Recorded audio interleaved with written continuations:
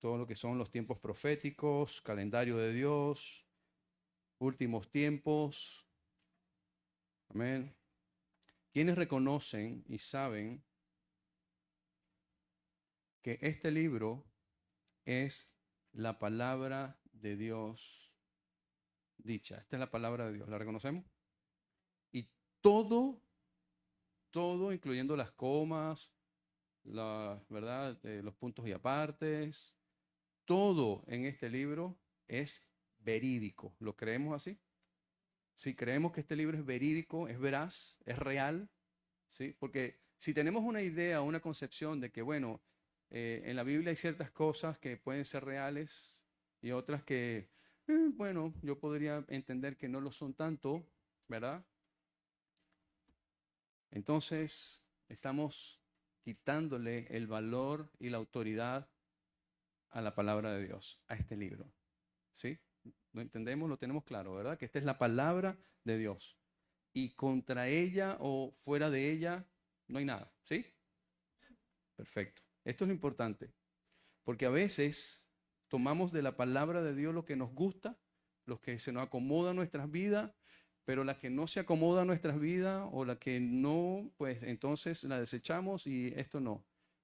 Dice la palabra de Dios, ¿verdad? Que el que desecha o el que le quita, así sea una tilde a la palabra de Dios, ¿verdad? Desecha todo. A ver, esto no es un buffet. La palabra de Dios no es un buffet. La Biblia no es un buffet.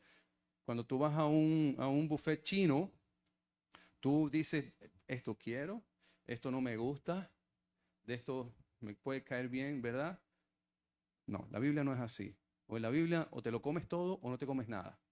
¿Amén? Es importante que tengamos todo eso bien claro, porque hoy voy a hablar de un tema incluso que es una doctrina, se le conoce como doctrinas secundarias o terciarias, no fundamentales, no primarias, pero al fin del día es una doctrina, y es la doctrina del rapto, del arrebatamiento. ¿Cuántas veces han escuchado ustedes en el camino, en la vida, sobre un fulano rapto, un mencionado arrebatamiento, ¿no? Donde unos van a ser arrebatados de la tierra?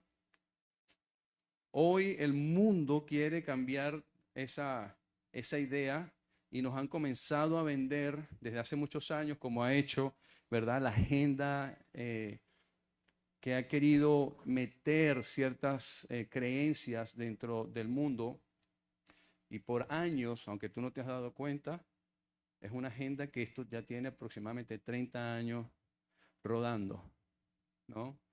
Y hoy por hoy, poquito a poquito, ya hoy tenemos una serie de doctrinas, porque nos han adoctrinado, ¿verdad?, al mundo, de ciertas cosas.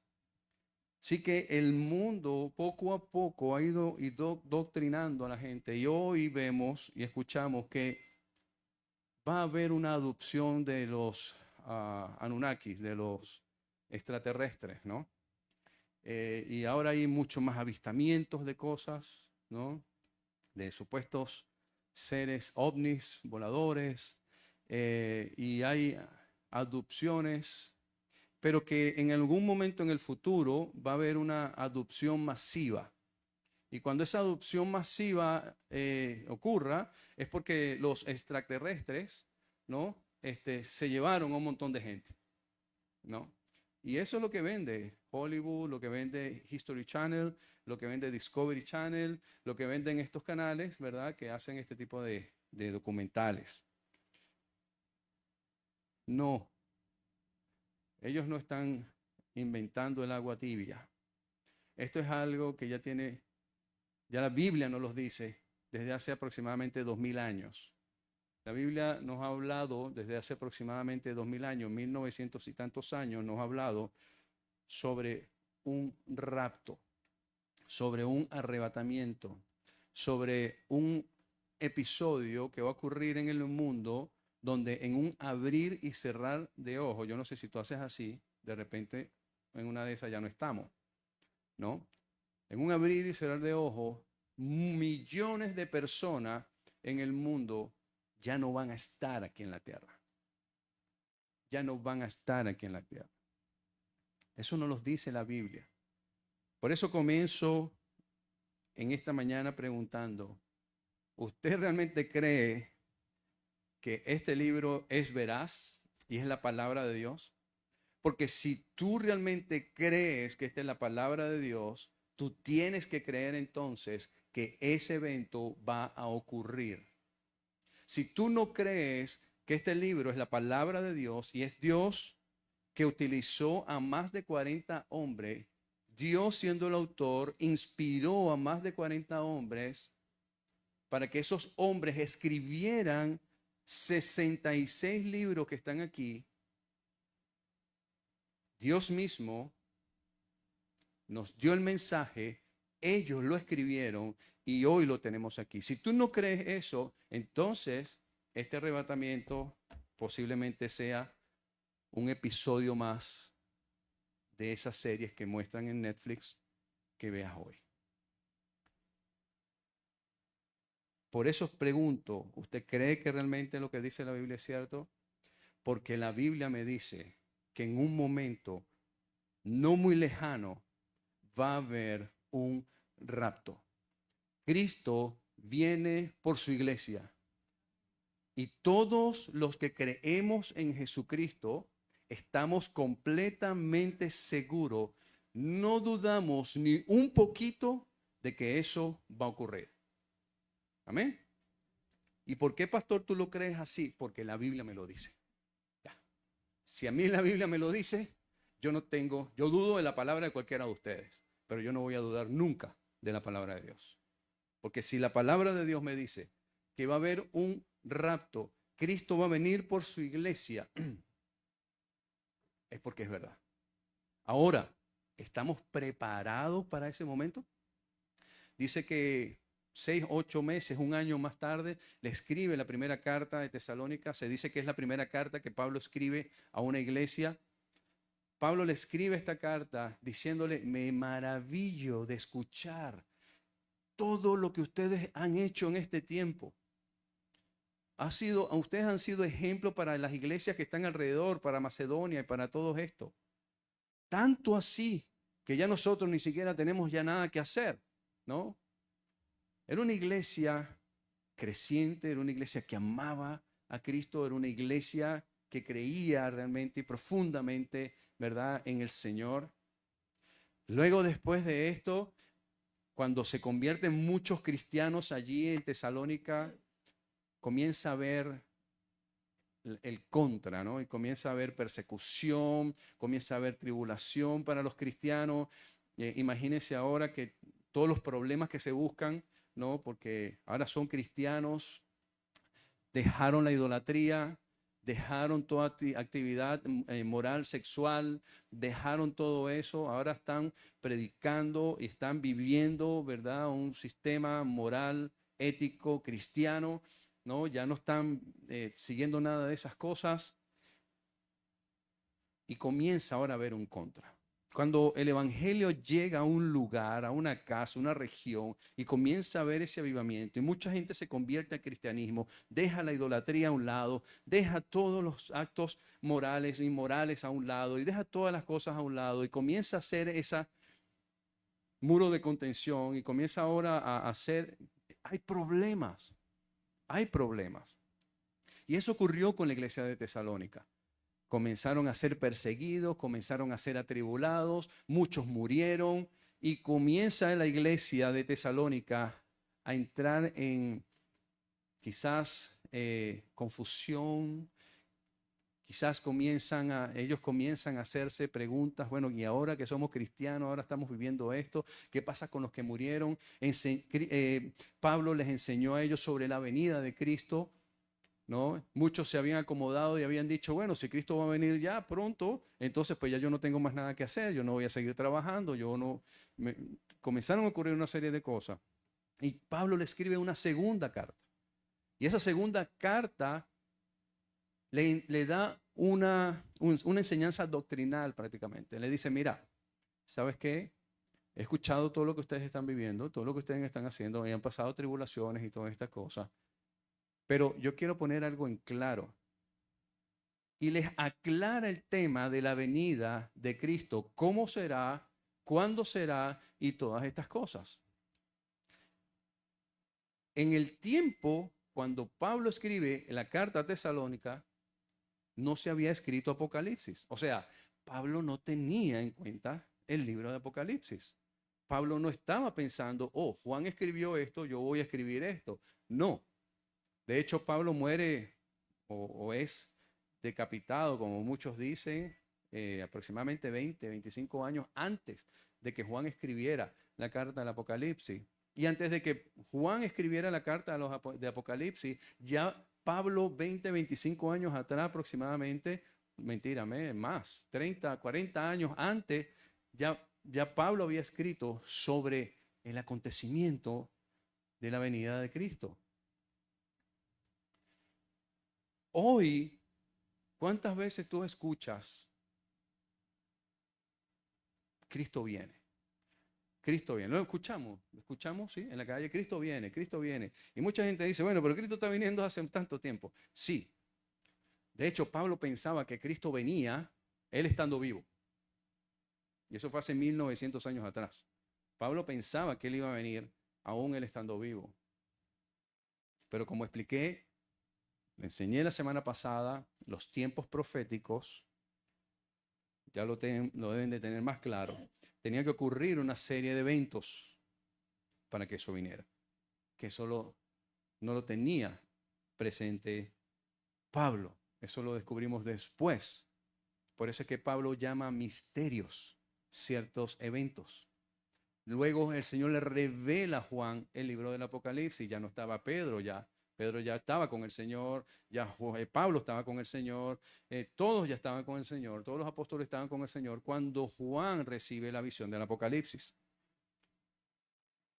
Así que lo que hace Juan y su visión es acuñar ya el mensaje que Pablo había dado unos años atrás. Vamos a ir a Primera de Tesalonicenses capítulo 4.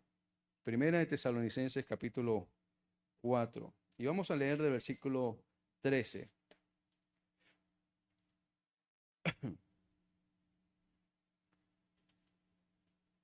Primera de Tesalonicenses 4, del 13 al 18.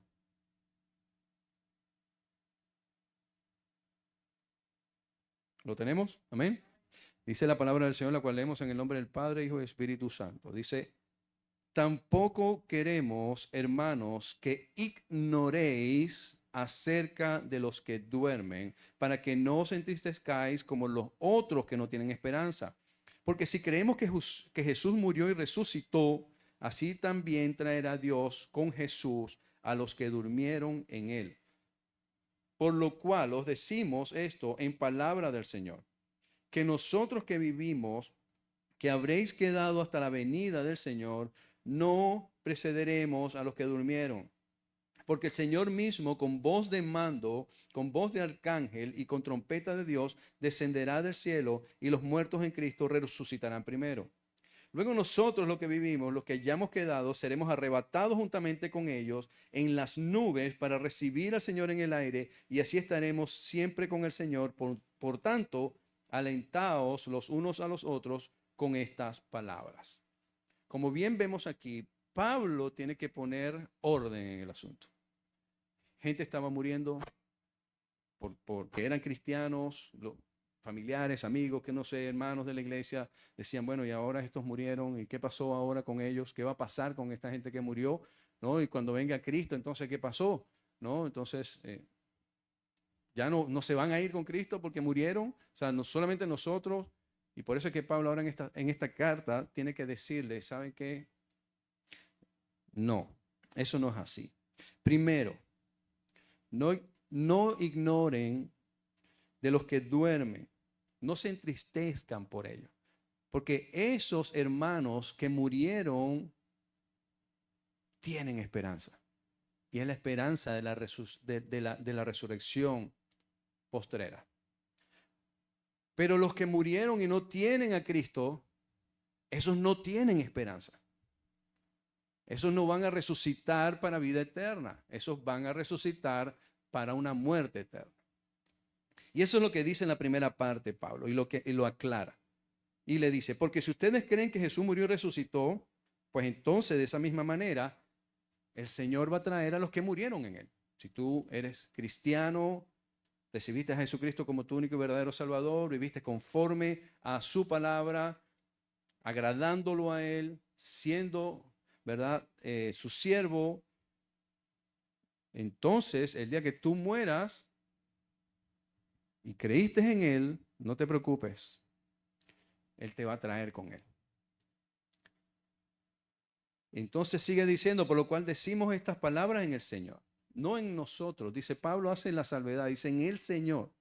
El Señor es el que dice esto, que nosotros que vivimos, que habremos quedado hasta la venida del Señor. Fíjense que Pablo se mete en la ecuación.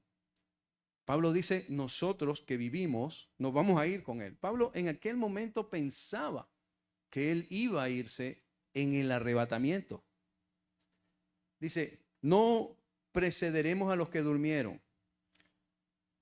Este evento del arrebatamiento, del rapto, no es un rapto secreto como muchos lo tienen por allí. Hay una película que se llama Left Behind, Dejado Atrás, con Nicolas Cage, hace unos cuantos años atrás. No sé si la han visto. Él es capitán de un avión y en el medio del vuelo se desaparece un montón de gente y nadie se entera qué está pasando y de repente tú ves la gente en los centros comerciales, de repente una mujer va con un niño, le queda la manga de la camisa al lado y todo el mundo se vuelve loco. ¿Qué está pasando? ¿Qué pasó? Se desapareció un montón de gente. ¿Vieron esa película? Bueno, yo la vi.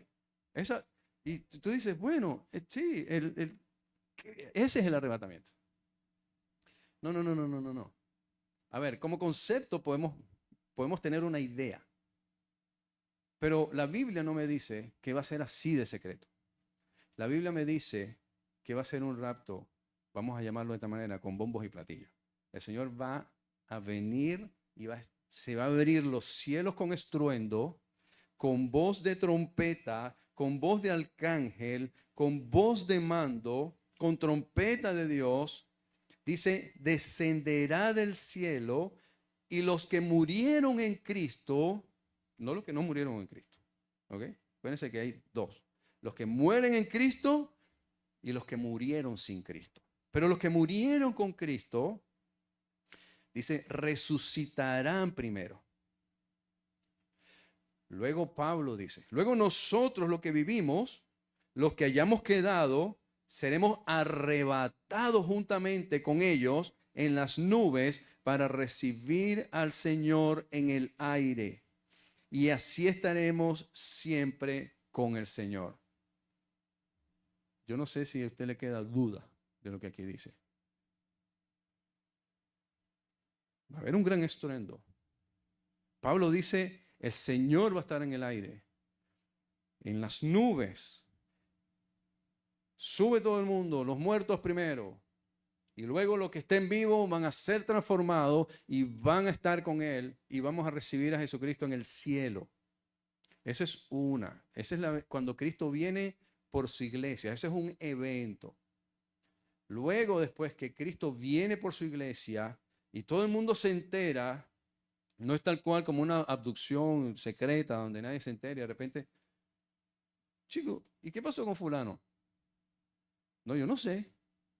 Más nunca lo vimos. Y de repente millones de personas desaparecieron del mundo y nadie sabe qué pasó con ellos. No. Todo el mundo va a saber. Dice que todo ojo lo va a ver. Luego de ese evento viene la gran tribulación. Y esa gran tribulación es la que Cristo dice en Mateo 24, que no ha habido nunca en la historia de la humanidad. Y luego de esa gran tribulación, luego de ese tiempo que va a pasar allí, porque va a ser un periodo de tiempo donde la humanidad va a pasar cosas que jamás en tu vida quisiste o has visto ver. Luego de eso, Jesucristo va a descender del cielo y va a venir con toda su iglesia y va a reinar en Jerusalén. Eso lo dice la Biblia. Dice que Él va a poner su pie en el santo monte en su segunda venida. Pero eso va a ocurrir después. Son dos eventos separados. Primero viene Cristo por su iglesia, arrebata todo lo que es su iglesia, se quedan los que le rechazaron, los que nunca vieron por Él, y luego, un tiempo después que ya ocurra toda esa gran desgracia en la tierra, concluyendo con la muerte del anticristo y la guerra del Armagedón, entonces allí viene Cristo a reinar en la tierra por 1000 años. Y es lo que expliqué en estos días, lo que hemos estado viendo en los estudios del Apocalipsis los jueves. Pero hoy no me voy a centrar allí, me voy a centrar más en el arrebatamiento. Entonces, ¿cuándo va a ocurrir esto? ¿Cómo va a ocurrir? Ya sabemos que no es secreto. No sé si Gianfranco tiene por allí las láminas del PowerPoint que le pasé. No sabemos cuándo va a ocurrir. Porque no es cuestión de saber cuándo va a ocurrir. Pero va a ocurrir. Y estamos encaminados a que pronto ocurra. Por eso es que es importante saber esto. Hay varias posiciones, pero yo le voy a nombrar 2 posiciones, que son las posiciones que más tienen relevancia en este aspecto doctrinal. La primera posición es el pretribulacionismo. Y la segunda posición es el mid-tribulacionismo. Hay una tercera posición que se llama el post-tribulacionismo. Yo me voy a centrar en el pre y en el mid-tribulacionismo, que son las que tienen más fuerza.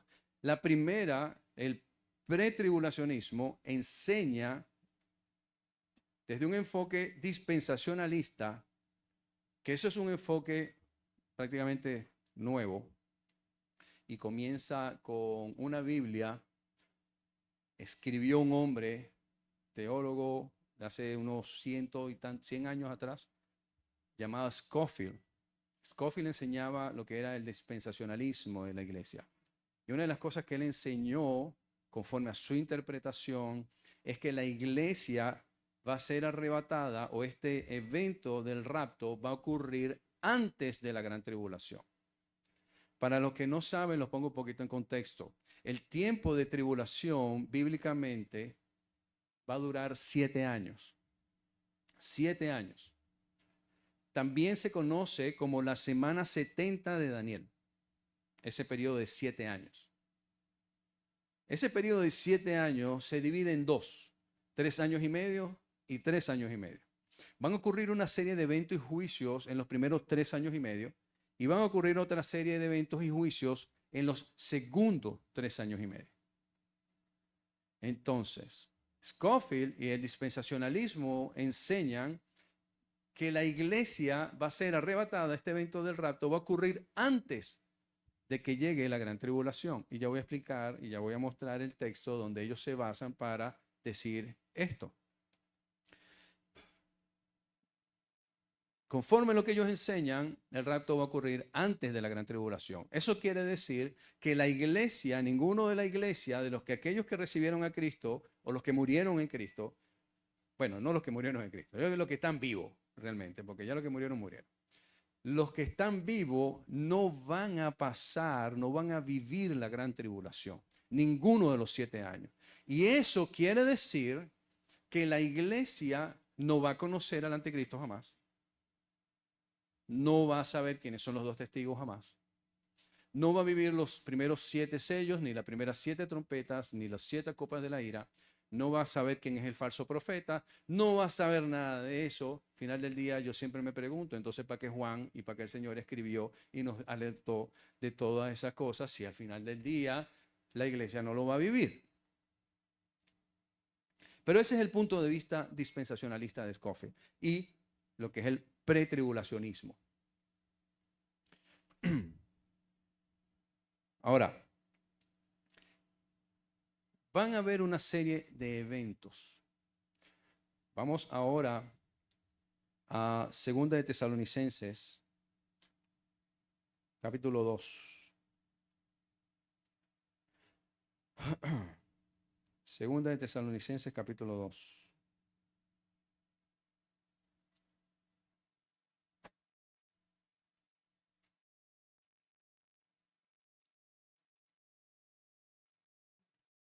Versículo 1. Dice la palabra del Señor. Y este es el mismo Pablo escribiéndole una segunda carta. Esta es la segunda carta que Pablo le escribe a Tesalónica. La primera ya le dice, hey, no se preocupe por los que murieron. Los que murieron y murieron en Cristo, ellos van a ser resucitados. No se preocupen por eso. Y nosotros los que quedemos vivos, vamos a ser, ¿verdad? Vamos a ser transformados y vamos a reunirnos con ellos en el cielo con el Señor. Luego de esa primera carta, comienzan a haber una serie de discrepancias, comienza a haber confusión, falsos maestros comienzan a enseñar cosas, ¿no? En la iglesia de que no, de que ya esa resurrección fue hecha. De hecho, Pablo le escribe a Timoteo en la primera carta, le dice, hay unas falsas enseñanzas, incluyendo a Himeneo y Fileto, que están diciendo que la resurrección ya ocurrió. Y esa era una falsa enseñanza de que ya la resurrección había ocurrido y todo esto. Así que Pablo tiene que mandar una segunda carta y decir, no, no, no, no, no, no, no. Eso que están enseñando es mentira. No. Y yo les voy a decir para que ustedes sepan qué es lo que va a ocurrir antes de que venga Cristo. Y dice así. Pero con respecto a la venida de nuestro Señor Jesucristo, ¿con respecto a qué, hermano mío? Vamos a tener una comprensión del texto. ¿Con respecto a qué? A la venida de nuestro Señor Jesucristo y nuestra reunión con Él. Ese es el rapto. Él está hablando del rapto. Cristo viene y nos reunimos con Él. Es lo que Él está haciendo. Está retomando lo que escribió en la primera carta. Le está diciendo, yo les quiero hablar ahora de este punto que le hablé en la primera carta.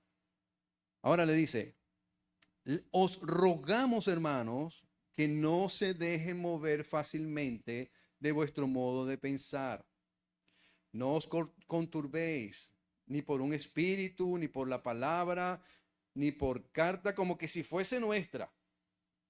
En el sentido de que el día del Señor está cerca. No se dejen mover, no se dejen engañar.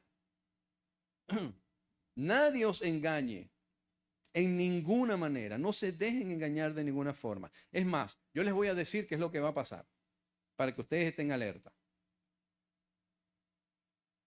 Porque no vendrá. ¿Quién no va a venir? ¿Quién? Conforme a lo que estamos leyendo, ¿quién es el que no vendrá? Cristo. Porque Cristo no va a venir. Vamos a meter a alguien aquí en problemas. Ender. Estamos esperando a Ender que llegue. Pero Ender no ha llegado. Y de repente, ¿qué pasó con Ender? No, Ender viene, pero él no va a llegar hasta que no arreglemos las mesas, hasta que ya no pongamos la silla, hasta que ya no saquemos las cosas. Entonces, después que saquemos la silla y arreglemos aquí, entonces Ender va a venir. ¿Qué es lo que tiene que ocurrir antes de que Ender venga? Tenemos que arreglar el lugar, poner la silla, las mesas, ¿correcto? Bien, entonces se entiende eso.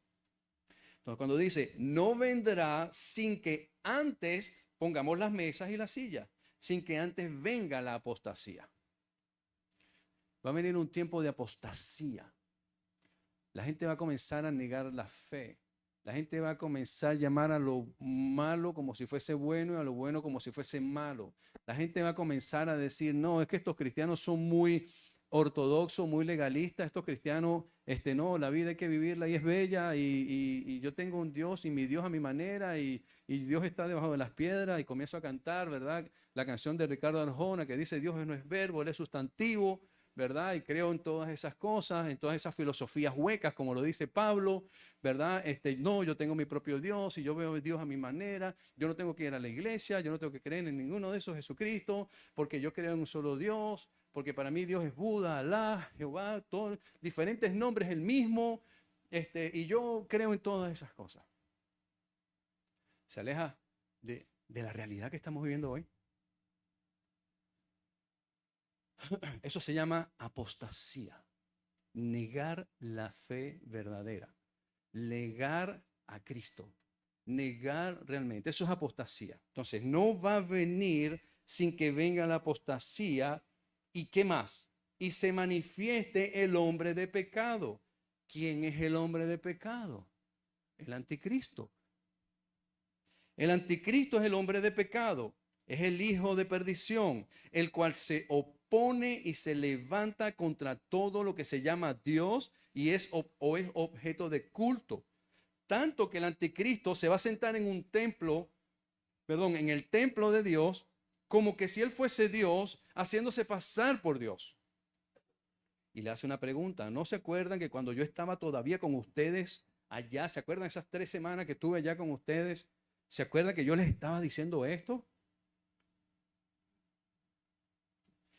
Y ahora vosotros sabéis lo que lo detiene, a fin de que a su debido tiempo se manifieste, porque ya está en acción el misterio de la iniquidad, solo que hay quien al presente lo detiene hasta que él a su vez se ha quitado de en medio. Ponme la otra, Gianfranco, la otra lámina, por favor. Sigue diciendo en el versículo 8. Y entonces, después que pase todo esto y se manifiesta, dice, entonces se manifestará aquel inicuo a quien el Señor matará con el espíritu de su boca y destruirá con el resplandor de su venida, inicuo cuyo advenimiento es por obra de Satanás, con gran poder y señales y prodigios mentirosos y con todo engaño de iniquidad para los que se pierden, por cuanto no recibieron el amor de la verdad para ser salvos. Por esto Dios les envía un poder engañoso para que crean la mentira, a fin de que sean condenados todos los que no creyeron a la verdad, sino que se complacieron en la injusticia. Vamos a leer 1 Corintios capítulo 15. Porque Pablo a los de Corintios también les enseña el tema del arrebatamiento. 15:52. 1 Corintios 15:52. Dice, ¿la tenemos? Amén. Pablo, vamos a leer el 51. Pablo comienza diciendo aquí, he aquí les voy a decir un misterio. Un misterio es algo que todavía no ha sido revelado. Es un misterio. Es algo que todavía está oculto, ¿no? Pero Pablo le va a decir ese misterio. No todos dormiremos, pero todos seremos transformados. ¿A quién le está escribiendo Pablo a la iglesia de Corintios? ¿A quién le está escribiendo? ¿A creyentes cristianos o a gente no cristiana? Está escribiendo a cristianos. Por eso no tiene que hacer distinción. Cuando él dice todos, se está refiriendo a los que realmente le entiende que son cristianos. Los que recibieron a Jesucristo. Entonces, cuando Pablo dice, no es que él no está haciendo un todo generacional, universal. No es que todo el mundo, no. Es la iglesia. Hay que ver siempre cuando estudiamos la Biblia quién es la audiencia que está recibiendo esa carta. Y la audiencia que está recibiendo esa carta es una iglesia, es Corinto, no el mundo. Entonces Pablo dice, no todos dormiremos, pero todos seremos transformados. ¿Qué quiere decir Pablo? Pablo está diciendo, no todos vamos a morir en el momento del arrebatamiento, no todos van a morir, ¿ok? Pero todos vamos a ser transformados, como los que murieron, como los que estamos vivos. Los que murieron van a ser transformados. El Señor le va a dar un cuerpo nuevo. Pastor, ¿y qué pasó con aquellos que fueron quemados y están en cenizas y fueron cremados y todas estas cosas? Bueno, Dios es un Dios creador. Es un Dios que puede hacer las cosas como Él quiere, en el momento que quiere y como quiere. Él puede restaurar un cuerpo completo sin ningún problema. Si no, pues leamos el Valle de los Huesos Secos, ¿no? Como el Señor de un montón de huesos los pudo levantar y darle forma y cuerpo y carne. Así que eso no hay problema para el Señor, ¿no? Entonces los que murieron, los que se los comieron un tiburón, una ballena, esas personas que no tienen un cuerpo, no te preocupes. Donde esté cada partícula de esa persona, el Señor se va a encargar de levantarlo y le va a dar un cuerpo nuevo. Así que por eso ni te preocupes. Entonces, esa gente, los que murieron, los que durmieron, van a ser transformados y nosotros también los que estemos vivos. Eso es lo que está diciendo Pablo aquí. Pablo le está diciendo, le voy a decir un misterio para que ustedes sepan. Y era un misterio para aquella época. Ahorita lo podemos ver, lo podemos meter en Google, podemos ver toda una serie de cosas, pero en aquella época lo que está diciendo Pablo es revelador. Es una cosa que nadie había escuchado. ¿Cómo es eso? Entonces Pablo le está diciendo, no todos dormiremos, pero todos seremos transformados. En un momento. ¿En qué momento? En un momento, así, en un momentico. En un abrir y cerrar de ojos. Mira eso. Así, vamos a ser transformados. Yo no sé si tú lo crees, yo sí le creo al Señor. Yo creo que Dios puede hacer en un abrir y cerrar de ojos, crear algo de la nada. ¿Sí? Entonces dice que en un abrir y cerrar de ojos seremos transformados. Dice, ok, ¿a cuándo? A la final trompeta. A la final trompeta. Una vez escuché a alguien, por favor, yo decía, Dios mío. Alguien decía, mira, dice Trump. Trumpet. Trump. A la final Trump. Oh, Trump es el anticristo. Porque a la final... Bueno, pero si se dan cuenta cómo se puede sacar de contexto un texto y hacer un relajo y que la gente comience a creer cosas que no son. A la final Trump. Trump. Y ya hicieron una idea de que Trump era... no. Pero eso no quiere decir esto. A la final trompeta. Y Pablo lo ratifica. Dice, porque sonará la trompeta. O sea, no es que es algo simbólico, metafórico. No, va a haber a la final trompeta, porque sonará la trompeta. Y los muertos serán resucitados incorruptibles y nosotros seremos transformados, porque es necesario que esto corruptible se vista de incorrupción y esto mortal se vista de inmortalidad. Y cuando esto corruptible se haya vestido de incorrupción y esto mortal se haya vestido de inmortalidad, entonces se cumplirá la palabra que está escrita: sórbida es la muerte en victoria. ¿Dónde está, oh muerte, tu aguijón? ¿Dónde, oh sepulcro, tu victoria? Ya que el aguijón de la muerte es el pecado y el poder del pecado la ley. Y ahí viene el texto de nuestra iglesia. Más las gracias sean dadas a Dios que nos ha dado la victoria en su Hijo Jesucristo. ¿Sí se dan cuenta? Entonces ponemos allí Gianfranco, la lámina que teníamos allí, por favor. El rapto no es secreto. Primera de Tesalonicenses 4:16 nos dice que Él viene con voz de mando, con voz de arcángel, con trompeta de Dios y descenderá del cielo. Esto es algo que no puede pasar por desapercibido. Y segundo, en 1 Corintios 15:52 dice que en un momento, en un abrir y cerrar de ojos, a la final trompeta, porque se tocará la trompeta. Mis hermanos, esto viene con bombos y platillos. Esto no viene secreto. ¿Ok? ¿Cuándo va a ocurrir? Bueno, como leímos en Segunda de Tesalonicenses, tiene que venir entonces a preparar un escenario. Y ese escenario tiene que tener actores. Y esos actores, ¿verdad? Van a estar en esas diferentes etapas de esta tribulación. Como bien dije al principio, la siguiente, Gianfranco, como bien dije al principio, ok, Cristo no vendrá hasta, ya lo tienen aquí, no vendrá sin que antes venga la apostasía, hasta que se manifieste el hombre de pecado, que es el anticristo. Y este anticristo se tiene que sentar en un templo, o sea que tiene también que haber un templo. Ahora vosotros sabéis, ahora vamos a 2 de Tesalonicenses, otra vez, capítulo 2.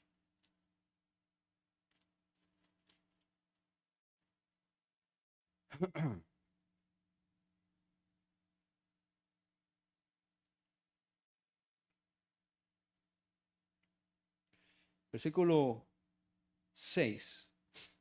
Y ahora vosotros, según de Tesalonicenses 2:6, y ahora vosotros sabéis lo que lo detiene. Lo que lo detiene. Tenemos que estar pendientes del artículo que se utiliza aquí, y en todas las traducciones que he buscado aparece el artículo lo. No aparece el artículo la ni el. Y hay una gran diferencia. ¿Por qué? Porque muchos dicen, ¿y qué lo detiene? ¿Qué detiene que se manifieste el anticristo? La iglesia. Porque cuando la iglesia sea arrebatada, por eso es que tienen el entendimiento de que el pretribulacionismo es que la iglesia va a ser arrebatada para que aparezca el anticristo. No, pero es que si no, entonces dijese aquí, entonces ahora vosotros sabéis la que lo detiene. Cuando te dice la que lo detiene, tú puedes entonces entender y decir, bueno, la que lo detiene es la iglesia. Entonces otros dicen, no es la iglesia, es el Espíritu Santo. El Espíritu Santo tiene que ser removido para que entonces se entre la maldad al mundo con el anticristo. No, pero es que tampoco. Porque si no fuese Él, pero ahora vosotros sabéis el que lo detiene y no es Él que lo detiene.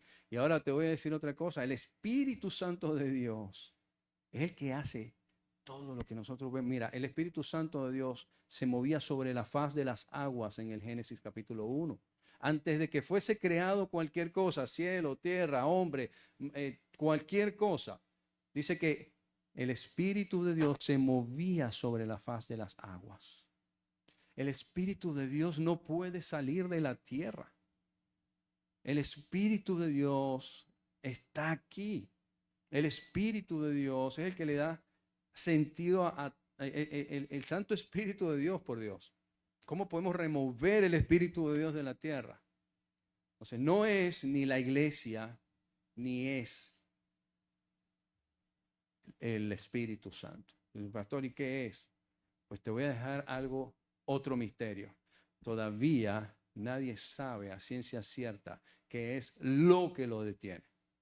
Muchos dicen, y se van a Daniel capítulo 12, podemos poner Daniel 12:1, que dice que en aquel tiempo se levantará Miguel, el arcángel Miguel, ¿no? Dice, el gran príncipe que está de parte de los hijos de tu pueblo, y será tiempo de angustia, el cual fue desde que hubo gente hasta entonces, pero en aquel tiempo será libertado tu pueblo, todos los que se hayan escrito en el libro. Algunos piensan, ¿verdad?, que como aquella vez que el ángel le llegó a Daniel y le dijo, Daniel, desde que tú oraste, pues ya esa respuesta fue dada, solamente que no ha llegado porque estuvimos contendiendo con el príncipe de Ciro. A nivel espiritual hubo una gran batalla. Entonces muchos piensan que este arcángel Miguel está contendiendo espiritualmente para que no venga. A ver, esto es una hipótesis. Esto es más o menos darle sentido, ¿qué será lo que lo detiene? Podemos decir, lo que lo detiene es una guerra espiritual que hay y por eso no ha permitido que el anticristo haya llegado, que se está librando una gran batalla. Podemos pensar en eso. Pero lo que sí es cierto es que el texto en 2 de Tesalonicenses capítulo 2 no nos enseña a nosotros qué es la iglesia o el Espíritu Santo. Entonces, como no es la iglesia o el Espíritu Santo, yo no puedo apegarme a la idea de que la iglesia tiene que salir para que entonces el anticristo venga, porque entonces estaríamos sacando fuera de contexto lo que dice Pablo. Es que Cristo no puede venir hasta que no venga el anticristo, no se manifieste el anticristo. ¿Sí? Eso me hace más sentido teológico, contextual, de lo que la palabra a mí me dice. Vamos a volver otra vez, Gianfranco, a 2 de Tesalonicenses capítulo 2, versículo 7. Vamos a leerlo del 6. Y ahora vosotros sabéis lo que lo detiene, a fin de que a su debido tiempo se manifieste. Porque ya está en acción el misterio de la iniquidad. Solo que hay quien al presente lo detiene. Hay quien al presente lo detiene. Hay algo que lo está deteniendo. En el presente hay algo que lo está deteniendo. Eso lo está escribiendo Pablo hace 1900 años atrás. Y al presente todavía hay algo que lo está deteniendo. Para que se manifieste. Dice, hasta que, solo que hay que presente lo detiene. Hasta que él a su vez se ha quitado del medio. ¿Sí se dan cuenta? Hasta que él a su vez se ha quitado del medio. Cuando eso se ha quitado del medio y no es la iglesia, cuando eso se ha quitado del medio, entonces se manifestará aquel inicuo a quien el Señor matará con espíritu de su boca y destruirá el resplandor de su venida. Tiene que ocurrir estos serios eventos. Gianfranco, la siguiente lámina diapositiva que tienes allí, por favor. Entonces, para entender el rapto, no, la siguiente, hijo. Y la siguiente. Ajá. Necesitamos trazar una línea de tiempo de la tribulación. Ya entendemos que la tribulación son 7 años. Esos 7 años se dividen en 2 fases.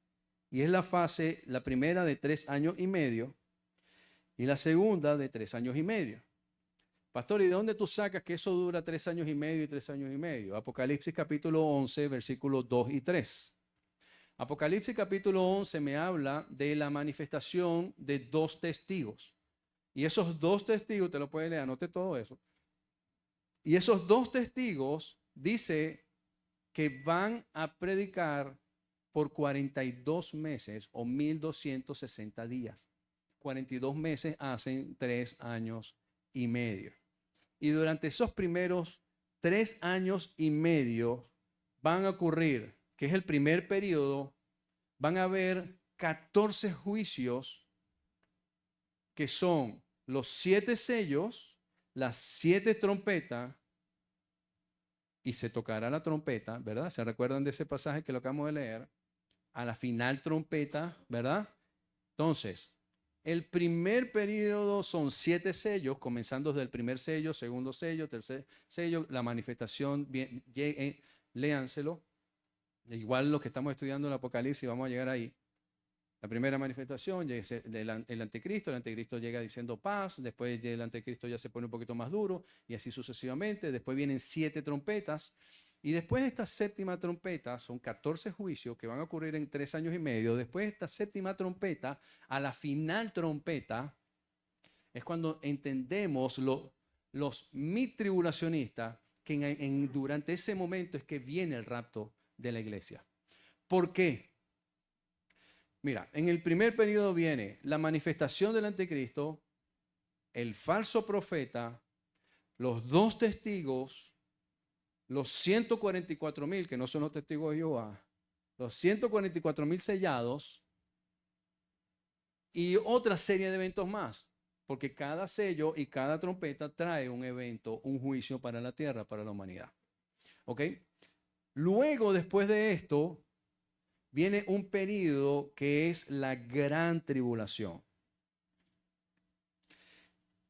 Gianfranco, búscame Mateo capítulo 24 y después volvemos aquí. Mateo 24, versículo 13, por favor. Perdón, 15. Versículo 15. Bien, Mateo 24, 15 dice, por tanto, cuando veáis en el lugar santo la abominación desoladora de que habló el profeta Daniel, el que lea entienda, le voy a enseñar. Hay un libro deuterocanónico que está fuera del canon de la iglesia que se llama Primera de Macabeo y Segunda de Macabeo. En Primera de Macabeos se enseña que el pueblo judío tuvo que librar una batalla contra un rey llamado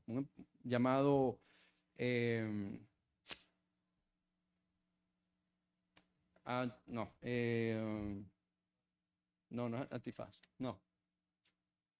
Antíoco Epifanes, correcto, ese era. Antíoco Epifanes. Antíoco Epifanes era un ser malvado.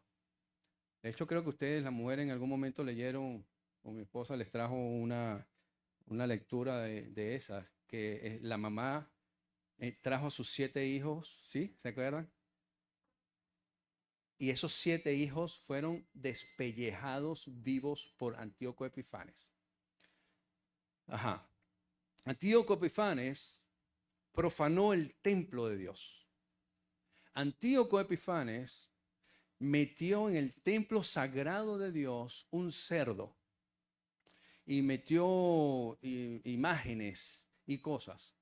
Para los que no están familiarizados con los judíos, el cerdo es un animal impuro, conforme Levítico capítulo 11, lo puede leer. Y es un animal considerado impuro el cerdo.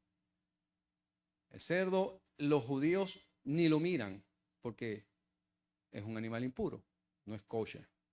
Ahora, meter un cerdo en el templo de Dios era profanar el templo de Dios. Y esto lo hizo Antíoco Epifanes. Y este evento que hizo Antíoco Epifanes de meter el templo es considerado la abominación desoladora. ¿Qué quiere decir esto?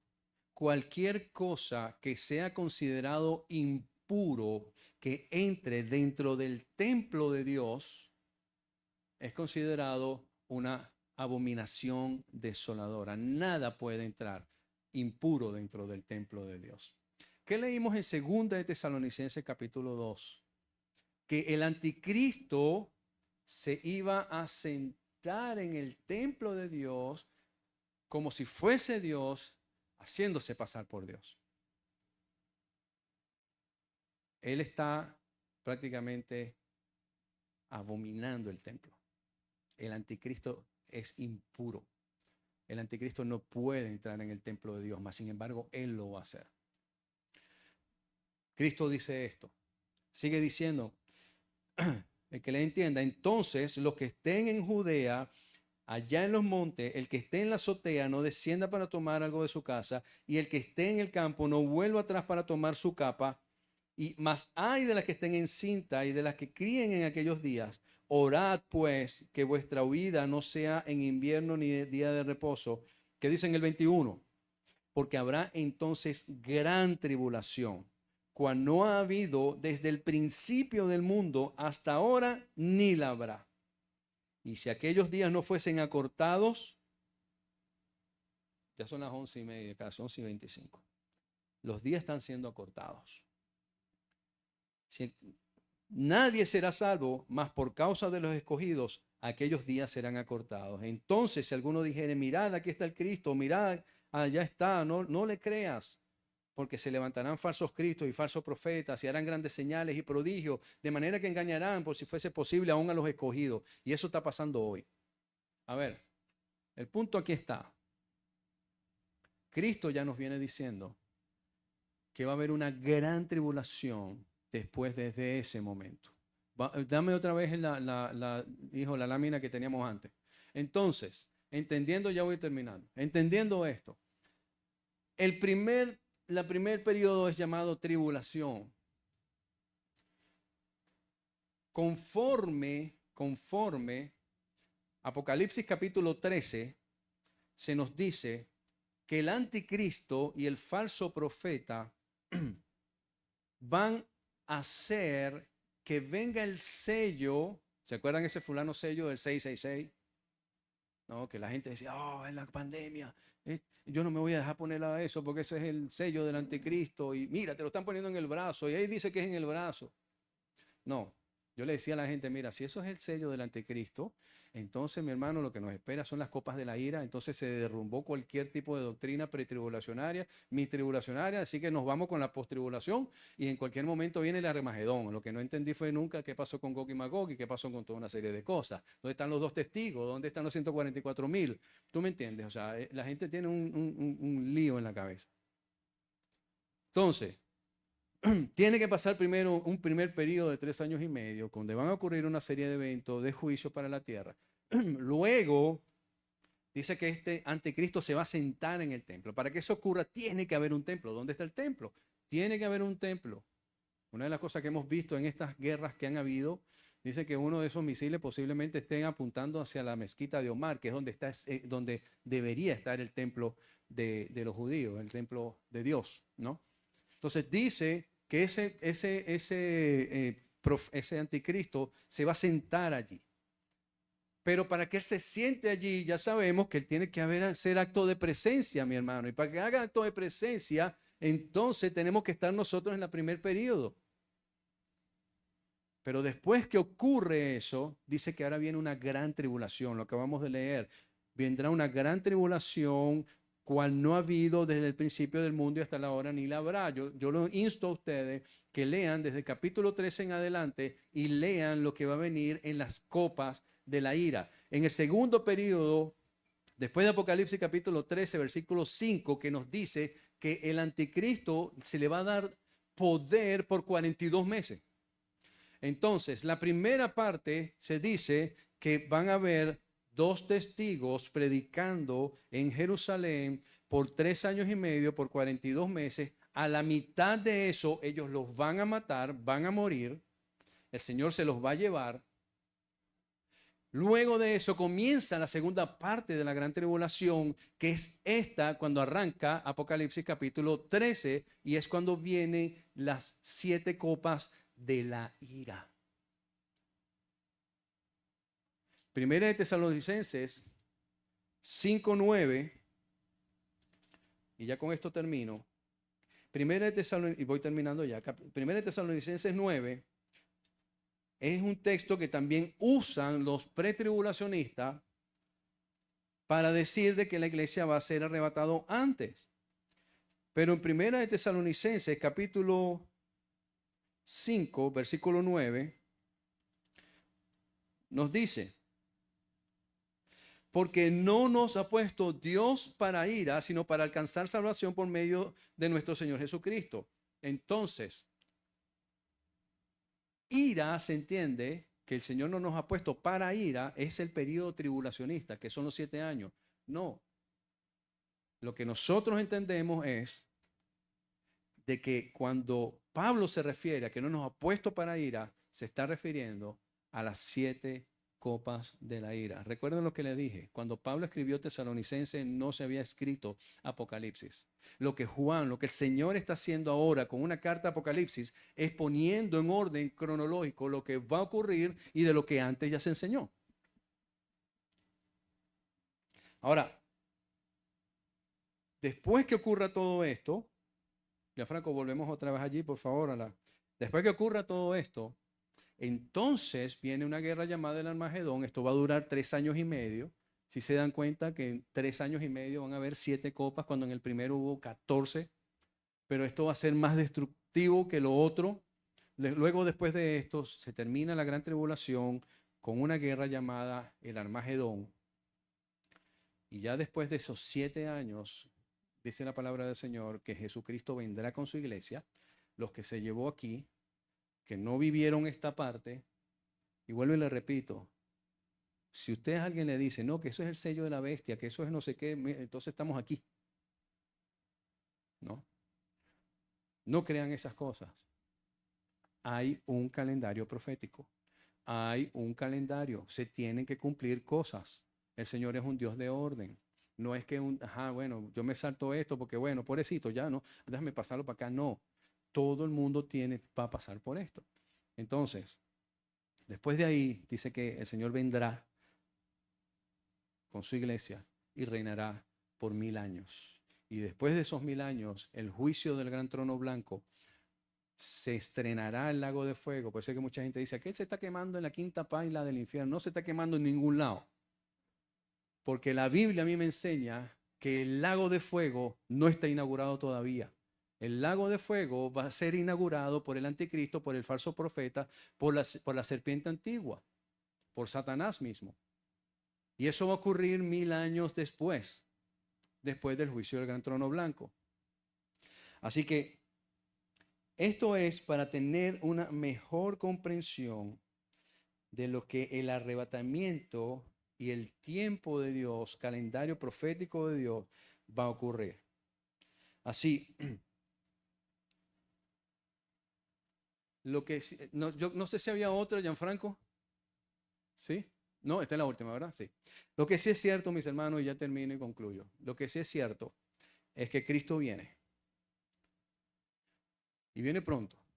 Se está preparando el mundo para ver el mayor acontecimiento que jamás hayan visto. Y es ver a Jesucristo en las alturas. Y de repente, montones de gente comienza a irse y se comienza a armar una cosa y hay unas trompetas sonando y hay esto y el cielo se abre y ¿qué pasó? ¿Y dónde está fulano? ¿Y dónde está fulano? Ahí sí te digo, ¿no? ¿Dónde está este? ¿Dónde está el otro? Y comienza la gente a buscar a sus familias, a aquellos, los amigos, el pastor y el otro y mi vecino. ¿Y qué pasó? ¿Dónde están?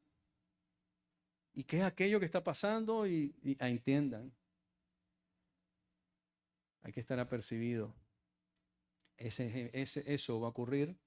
Ese evento va a ocurrir. Ahora, la pregunta es, ¿estamos preparados para eso? ¿Estamos realmente preparados para ese momento? ¿Realmente tengo yo la certeza de que si eso ocurre hoy o mañana, o bien sea que ocurra después que yo me muera, yo voy a ser transformado y me reuniré con Jesucristo en el cielo? Mis hermanos, lo que hemos leído y lo que hemos visto hoy es netamente bíblico. Bíblico. Ahora, yo te voy a decir algo. Al final del día, esto es una lectura bíblica, esto es una interpretación bíblica, conforme a lo que la Biblia nos muestra y el discernimiento que podemos tener en cuanto a la comprensión de este tema. Yo te voy a decir algo. Al final del día, a mí no me importa si el Señor viene antes de la tribulación. Yo quisiera que fuese así, para evitarme todo este lío, ¿no? Yo quisiera que fuese así, pero no es lo que me enseña la Biblia, pero yo quisiera que fuese así. Pero no me importa si el Señor viene antes de la tribulación, en el medio de la tribulación o después de la tribulación. Lo que sí es así es que le pido al Señor que nos dé fuerza para pasar por todo esto, porque esto es grave. Lo que sí es cierto, venga antes, en el medio o después, es que Cristo viene. Y en eso es lo que tenemos que confiar. Así que si usted se alinea con este pensamiento doctrinal, gloria a Dios. Si usted se alinea con el pensamiento doctrinal pretribulacionista, gloria a Dios. Si usted se alinea con el pensamiento doctrinal post-tribulacionista, pues gloria a Dios también. Al final del día, los tres creemos que Cristo viene. Amén. Y eso es lo importante. Lo importante es entender que Cristo viene. Y viene por los de Él. No viene por los de Él. ¿Ok? ¿Excluyente? Sí. El Evangelio es excluyente. El Evangelio solamente, ¿verdad? Y la salvación es para los que recibieron a Cristo, los que creen en su nombre, los que lo aman y lo buscan a Él y hacer las cosas que Él, conforme a su palabra, dice que hagamos. Y dice Juan capítulo 1, versículo 11, que a esos, solamente a esos, les dio la potestad de ser hechos hijos de Dios. Pastor, ¿y qué pasa con aquellos que no reciben a Cristo y no lo aceptan y no lo reciben? No, perfecto, sigue siendo creación de Dios. No pasa nada. Pero Dios dice en su palabra, Juan 1:11, que solo aquellos que le recibieron, que lo aceptaron, que creyeron en su nombre, fueron hechos y Él les dio la potestad de ser hechos hijos de Dios. Hoy, ¿cómo está tu corazón delante del Señor? ¿Estás seguro, segura de que cuando este evento ocurra, tú vas a ser uno de esos que va a ser transformado? Y no me lo respondas. Eso es una respuesta interna, personal. Tu privacidad en ti, analízalo, piénsalo. Y si no es así, yo te invito a que hoy te pongas a cuenta con el Señor. Hoy es el día de decir, Señor, he vivido una vida errada, he vivido una vida completamente alejado de ti, aunque yo pensaba que estaba cerca de ti, pero yo entiendo, Señor, que hay una serie de cosas que tienen que ocurrir. Yo tengo que recibirte, arrepentirme, Señor, de mis pecados. Así que, mis hermanos, hoy es el día.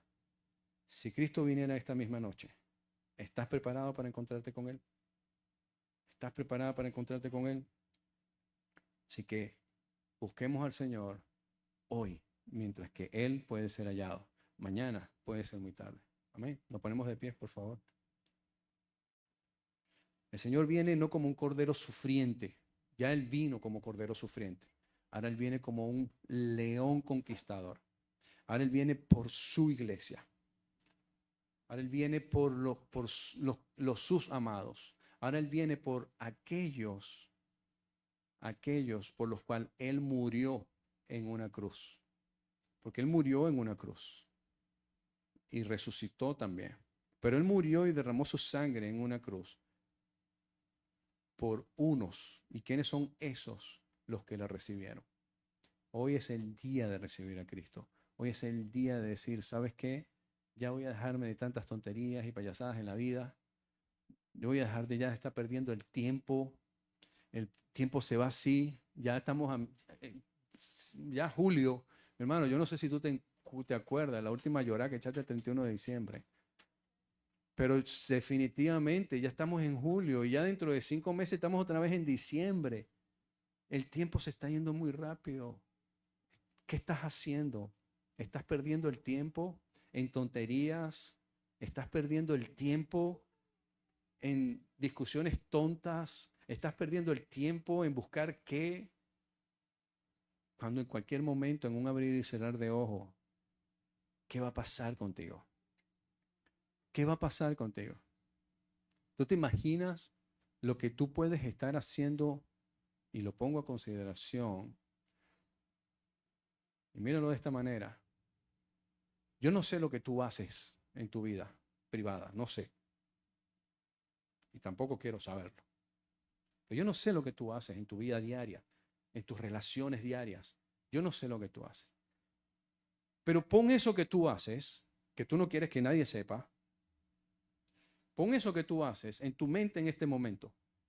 Y piensa en eso que tú haces, que tú no quieres que nadie sepa, que no está bien que lo hagas, y que sabes muy bien que a Dios no le agrada eso que tú estás haciendo, y ponlo en tu mente ahora. Imagínate eso que estás haciendo y que Cristo venga en ese momento. ¿Cómo estarías delante de Él? ¿Cómo estarías? ¿Llegarías con vergüenza? ¿Llegarías diciendo, Señor, te estaba esperando? Oh, sí, pero tu teléfono celular no me dice eso, que me estabas esperando. O lo que estabas haciendo no me dice que me estabas esperando. Hermanos, es tiempo de ponernos a cuenta con Él. Es tiempo de verdad de estar viviendo como la Biblia nos dice.